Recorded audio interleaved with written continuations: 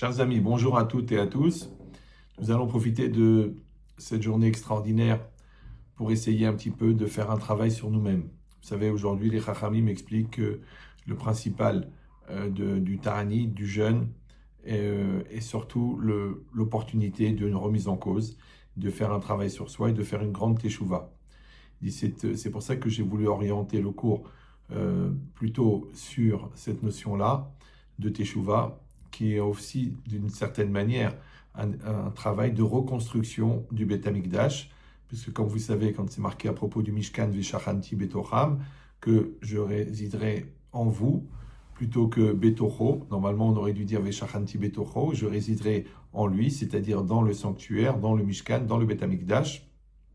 Mais la Torah, elle a employé ce langage Veshachanti Betocham pour expliquer qu'en vérité, le pendant du Beth Amikdash physique, c'est le Beth Amikdash personnel qui est dans le cœur de chacun. C'est-à-dire que l'endroit de résidence d'Hachem, c'est la Teshuvah, c'est le cœur, et le retour à Hachem dans notre cœur, c'est aussi les prémices du retour à Hachem, à Yerushalayim et dans le Beth Amikdash. Et dans cette logique-là, il y a un langage des Chachamim qui est incroyable. C'est marqué Shuva Hachem Ad Hachem Elokecha. Reviens, Shuva Israël, reviens Israël, Ad Hachem Elokecha, jusqu'à Hachem ton Dieu. Et là-bas, les Chachamim, ils expliquent Sheye Teshuva Magaet Ad Kisei Kavod. Ouais, il faudrait que la Teshuva, elle atteigne le Kisei Kavod, si on traduit littéralement le trône céleste. Maintenant, c'est quelque chose qui est bizarre. De quoi on parle quand on parle du trône céleste, le Kisei Kavod? C'est-à-dire, comment imaginer qu'il y a une espèce de trône sur lequel Hachem est assis et qui est la base, en fin de compte, de son kavod, qui c'est à kavod, le trône d'honneur, le trône de respect, le trône de gloire. Il y a plusieurs dénominations.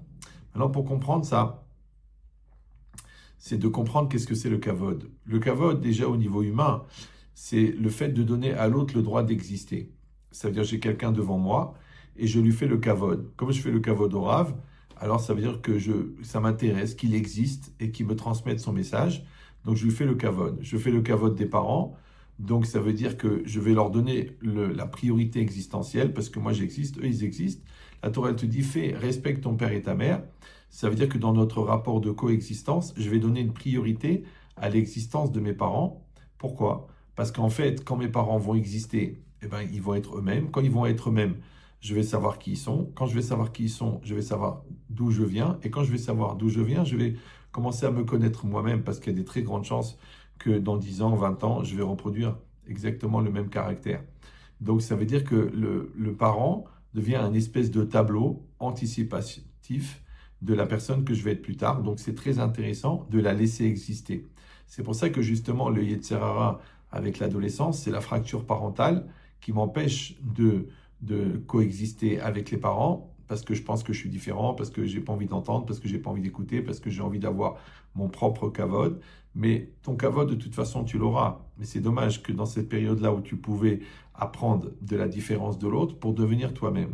Et à Mavdil, de la même manière, si le kavod, c'est le droit d'exister, donc le kavod d'Hachem, ça serait de faire exister Hachem. Maintenant, c'est marqué Kol haolam lo barati la lirvodi. Hachem, il dit, tout le monde entier, je ne l'ai créé que pour mon kavod, que pour mon honneur, que pour ma gloire, ouais, que pour mon respect. Alors, c'est difficile de comprendre. Ça veut dire quoi? Hachem, il est attaché tellement. Ouais, en fait, la logique, c'est simple. C'est que si je dis que le kavod, c'est le droit d'exister que je donne à l'autre, qu'est-ce que c'est l'existence? Ex, c'est extérieur. Isté, c'est être. L'existence, en fait, c'est de projeter sa volonté à l'extérieur. C'est là que j'existe.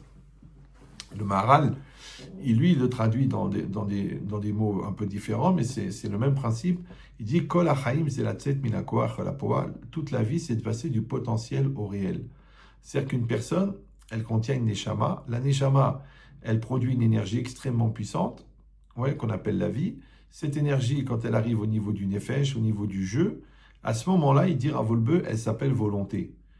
Et quand moi, je vais dire je veux, en vérité, le je, il est humain, mais le vœu, c'est cette énergie qui vient de l'âme et qui ensuite devient la volonté. Maintenant, il faut bien faire la précision, c'est que le fait que la volonté vienne de l'âme, on parle de l'énergie de la volonté, mais pas la connotation de la volonté, qui s'appelle la personnalité, ni l'orientation de la volonté, qui s'appelle le libre arbitre. Ça veut dire que cette énergie qui vient de l'âme, entre guillemets, elle est parvée, elle est nir à la vini basari, et c'est moi qui décide de l'orienter vers là ou vers là.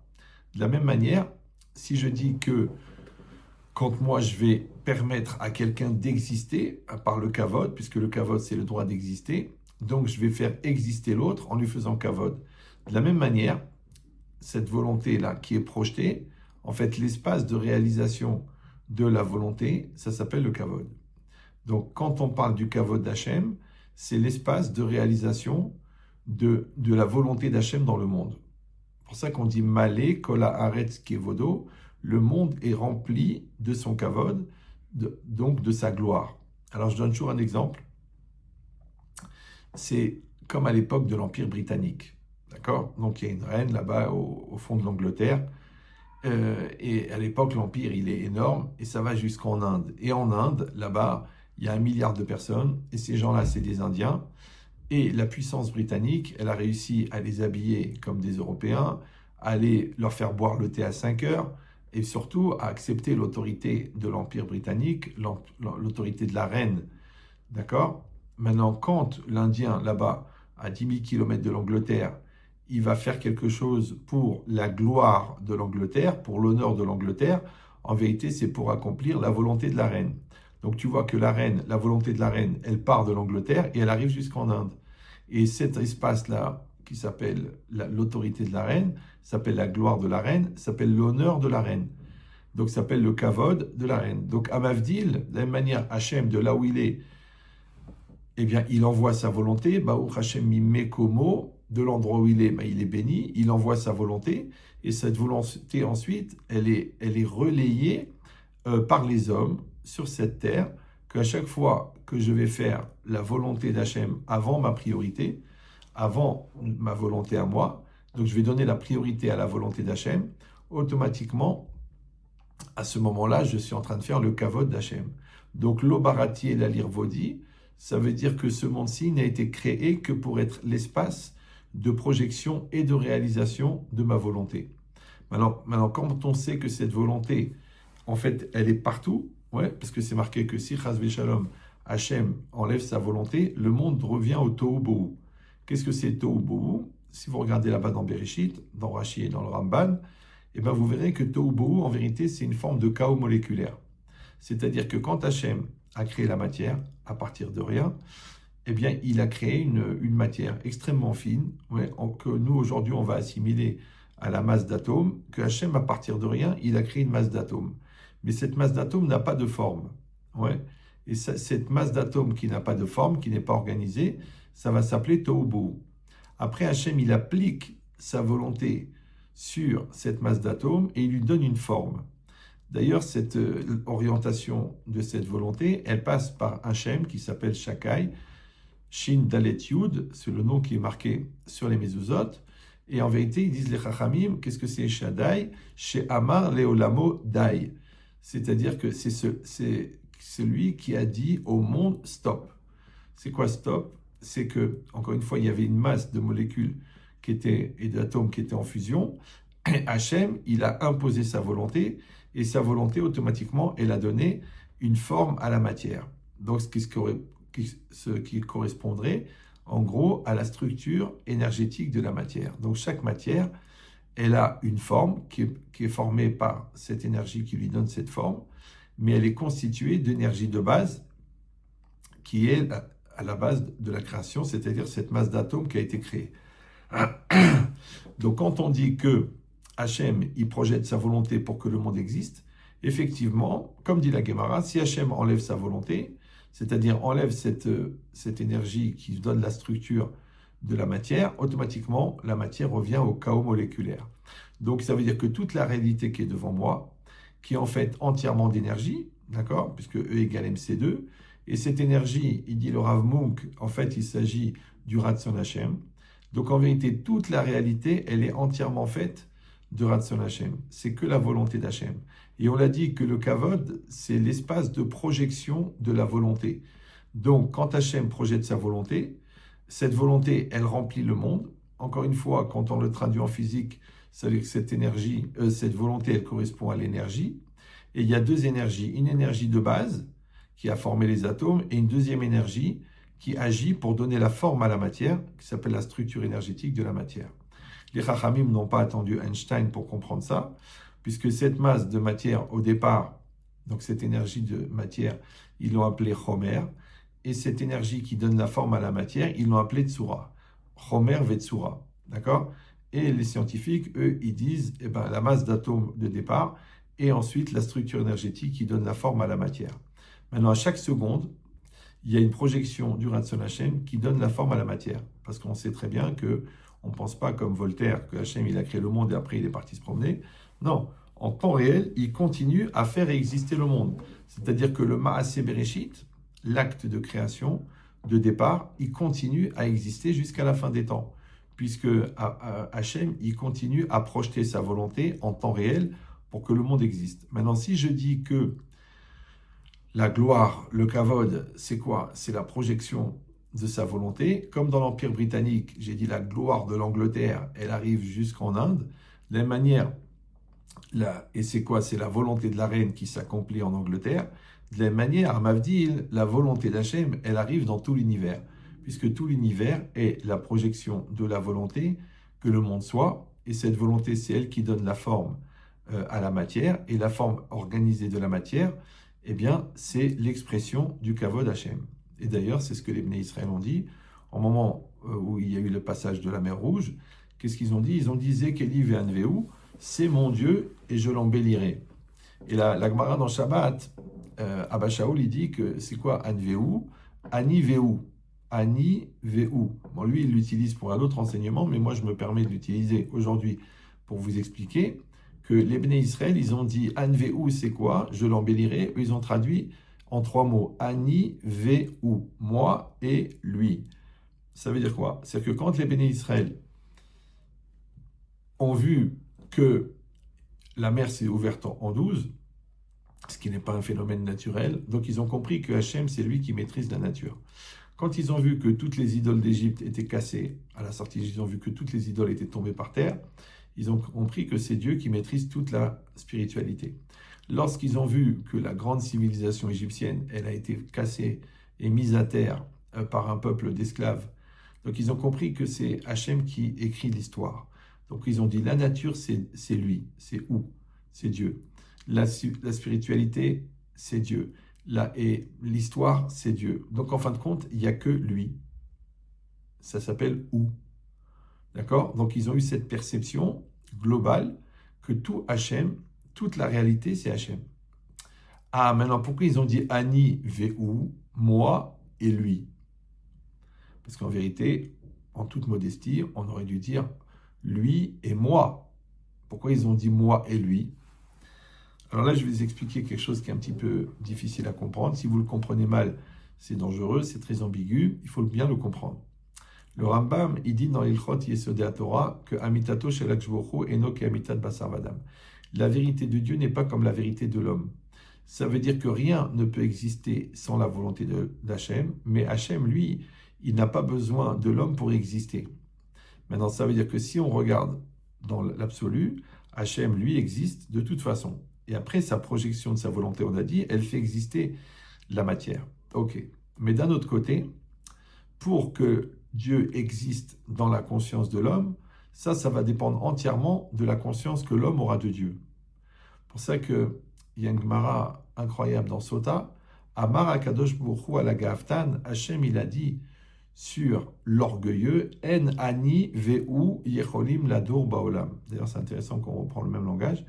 En ani veu, ouais, moi et lui, on ne peut pas résider ensemble dans le monde. C'est-à-dire qu'Hachem, il dit de l'orgueilleux, moi et lui, on ne peut pas résider, ça veut dire on n'a pas assez de place. Sous-entendu que lui, il prend toute la place. Du coup, ça réduit l'espace de Dieu. Le Rav Dessler, il demande, mais comment c'est possible qu'un homme, il peut faire, entre guillemets, de l'ombre à Dieu? Et il donne une réponse extraordinaire.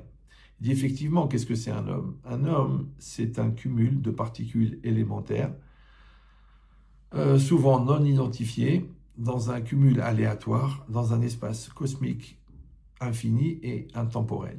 Donc, ce qu'on appelle en anglais « reh », c'est rien. C'est-à-dire comment un homme qui est rien, il peut faire de l'ombre à Dieu. Et il répond une chose extraordinaire. C'est qu'en fait, Hachem, dans sa grande modestie, il ne pourra intervenir et exister dans la tête de l'homme qu'à partir du moment où l'homme accepte son existence. Ça veut dire qu'encore une fois, Dieu n'a pas besoin de nous pour exister, mais dans le cœur de l'homme, Dieu n'existe qu'en fonction de la conscience qu'il en a. Maintenant, plus la conscience de Dieu chez l'homme, elle va être grande, et plus l'intervention de Dieu pour l'homme va être grande. C'est pour ça qu'on va chez les tzadikim pour demander des brachot, parce que pour Dieu, tout est possible. Et quand le tzadik, il s'annule entièrement à Dieu, donc chez lui, la place de Dieu, elle est énorme. Donc, c'est comme si le tzaddik, il devient un portail, un passage entre l'homme et Dieu.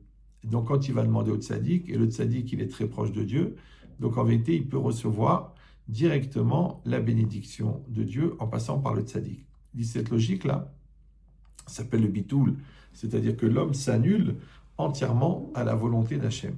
Et dans cette logique-là, encore une fois, c'est l'homme qui va faire exister Dieu dans sa vie à lui.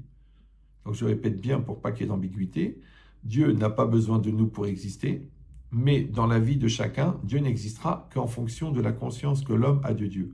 Cette conscience de l'existence de Dieu s'appelle la crainte de Dieu, s'appelle la croyance, s'appelle la émouna, s'appelle le bitachon. Tout ça, c'est ce que je vais développer chez moi. Donc ça veut dire qu'en vérité, une réalité de Dieu n'existe en moi que par la conscience que j'en ai. C'est pour ça qu'on commence par Ani. C'est pour ça qu'on dit Ani, Ve'u, moi et lui. Donc il y a deux choses. Premièrement, c'est que on a compris que Dieu remplit tout. Dieu est tout. Ouais. Tout l'univers, tout ce qui existe, c'est Dieu. En vérité, puisque c'est la projection de sa volonté, et que la projection de sa volonté, elle crée la réalité en temps réel, et l'espace de projection de sa volonté, c'est le olam, c'est le monde. Maintenant, quand on dit malé, et ça, la projection de sa volonté, on a dit, c'est le kavod. Donc maintenant, on comprend que quand on dit malé kol haaretz kevodo, que le monde est rempli de son kavod, en vérité, ça veut dire que le monde est rempli de sa volonté. Et comme la seule chose qu'on a d'Hachem, c'est la volonté, donc nous, en vérité, quand nous faisons kavod à Hachem, nous faisons exister Hachem. Voilà, j'espère que c'est assez clair. Il dit, pour cela, Akadosh Baruch Hu, il a donné cette notion de qui c'est à kavod. Donc c'est quoi le trône de gloire, ouais, et quel rapport avec le kavod dont on a parlé maintenant depuis 18 minutes. Alors en vérité, pour une autre illustration, quand c'est marqué que Yaakov, il s'est battu avec l'ange. Vous savez, toute la nuit, Yaakov a rencontré l'ange de Esav, et il s'est battu avec lui.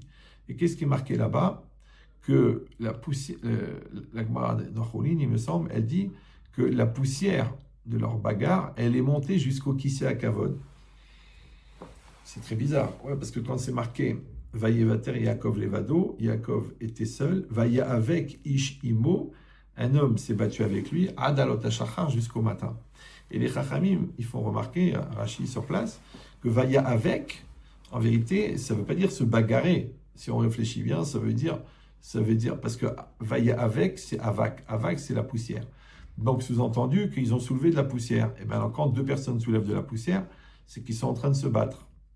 Donc, ça veut dire quoi? Ça veut dire que quand Yaakov s'est battu avec l'ange de Esav, alors la poussière de ce combat, elle est montée jusqu'au trône céleste. Maintenant, venez, on réfléchit. C'était qui cet ange? En vérité, c'était l'ange de Esav. Maintenant, on sait que l'ange de Esav, c'est Yetzer Hara. D'accord? Donc, si l'ange de Esav, c'est Yetzer Hara, ça veut dire que Yaakov s'est battu toute la nuit avec le Yetzer Hara avant de rencontrer Esav. Ça veut dire que Esav, c'est la représentativité physique, c'est la réalisation physique du Yetzer Hara, et que Yaakov s'est battu toute la nuit avec l'ange de Esav. Maintenant, on a un problème. C'est qu'en fait, la Gemara dans Baba Batra, d'Aftet Zayin, elle dit ou à Yetzer Hara, ou à Satan, ou à Malach HaMavet.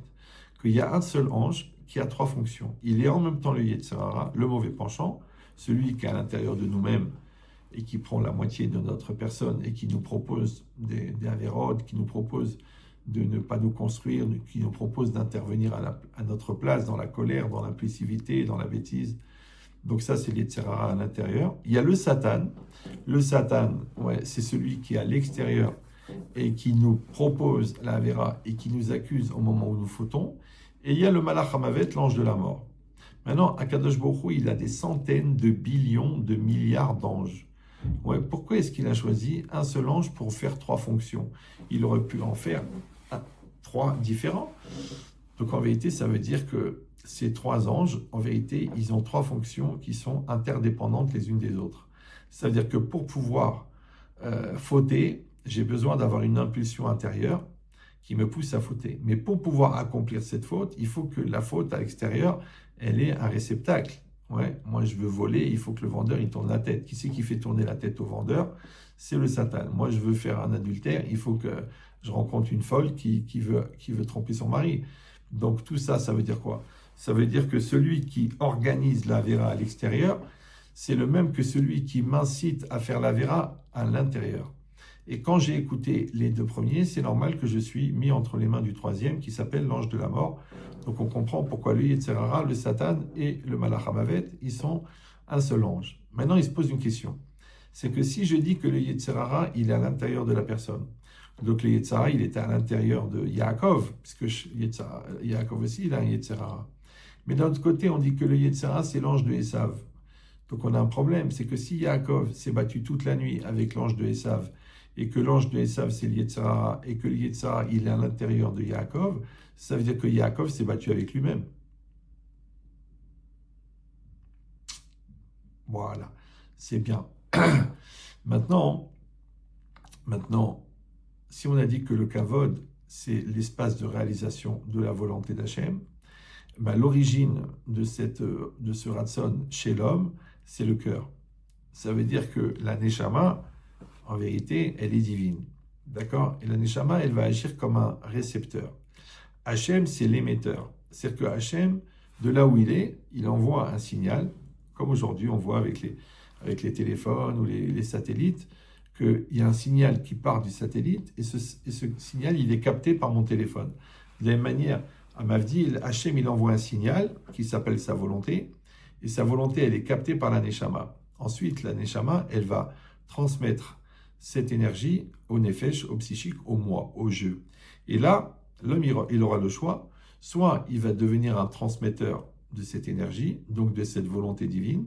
Et à ce moment-là, eh ben, c'est le tzaddik, c'est-à-dire qu'il est le vecteur de transmission de la volonté d'Hachem. Soit, s'il n'a pas développé son moi, et que c'est le Yetzer Hara qui a pris la place, automatiquement, cette énergie, elle va être dérivée par le Yetzer Hara qui va l'utiliser pour autre chose. Maintenant, dans cette logique-là, on comprend maintenant que si le kavod, c'est la projection de la volonté d'Hachem, et si l'homme, il peut être le vecteur de transmission de la volonté d'Hachem, ça veut dire que quand un homme va exprimer la volonté d'Hachem, automatiquement, il va faire exister Hachem. Mais si, chas v'shalom, un homme, il faute, eh ben, il va empêcher Hachem d'exister. Parce que quand il faute, il se met entre les mains du Yetzer Hara, et le Yetzer Hara, lui, il n'est pas là pour faire exister Hachem, donc automatiquement, l'homme, eh ben, il va être puni, et c'est ce qu'on appelle Chilul Hachem. C'est ça la profanation du nom d'Hachem. Parce qu'encore une fois, si le Kiddush Hachem, la sanctification du nom d'Hachem, eh ben, c'est que le nom d'Hachem se dévoile dans le monde, la volonté d'Hachem se dévoile dans le monde. Donc le contraire, quand on empêche la volonté d'Hachem de se dévoiler dans le monde, ça va s'appeler le Chilul, c'est-à-dire la profanation du nom divin.